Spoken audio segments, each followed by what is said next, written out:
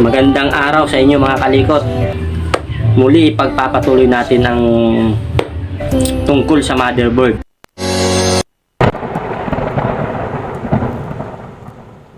Balik ulit tayo rito. Reviewin natin kung anong mga nakalimutan nyo na yung mga sinabi ko dati. Umpisahan ulit natin. Okay, CPU. Dinilagay natin yung heatsink kasama na yung CPU pan.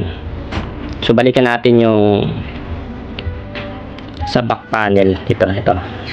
Dito yung kabitan ng mouse and keyboard, yung luma katulad nito. Ito mga kalikot, mga ganito yung luma. So yung bago USB na. Ganito yung bagong mouse. Ito na, USB. So, kaya apat yung kabitan ng USB.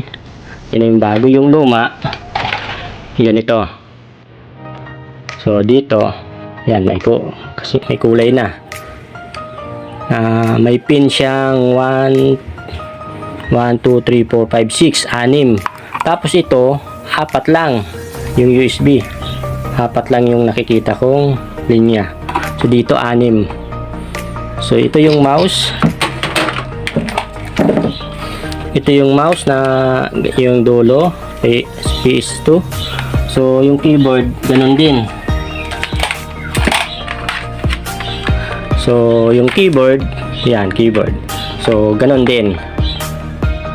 So ito pala yung kulay yung mouse pala yung kulay green. Ito yung sa kulay green, yung ano pala yung nadampot pa rin.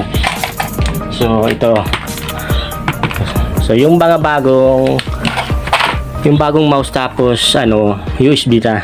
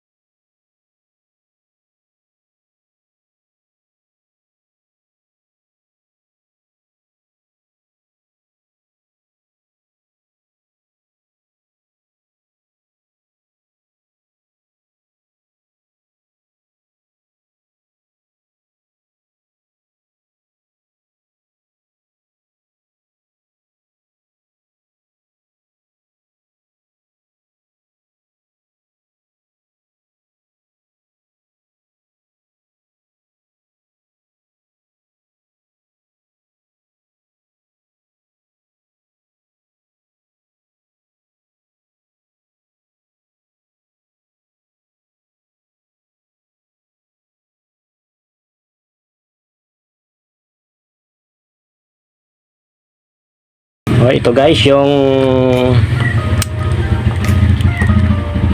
isang kulay blue, pareho yung kabilaan. Yung DBI ito. Pero yung dulo niya pareho lang, papunta sa monitor. Pareho lang yan. Yung tatlo. So dinisign lang yan. Iwan ko kung bakit dinisign. Ba't gumawa pa ng ganito meron naman ganito. Siguro trip niya, no? Kanya-kanyang trip. So katulad nito, 'di ba? Yung luma, yung PS2, yung lumang keyboard tapos mouse dito kinakabit. So gumawa sila ng bagong pang USB, lagay dito. So wag na natin problemahin yan kung anong dinesign nila, basta ang mahalaga ay pinapaganda nila. So tanggalin ulit natin tong huwag natin tong hindi natin to ikakabit mamaya kasi meron naman tong yung lock, lang natin, tapos bunutin na natin yan. So ito okay pa to, hindi ko lang ginagamit kasi meron namang dati, meron na tong video na naka-built in to. Okay naman yung picture, maganda naman.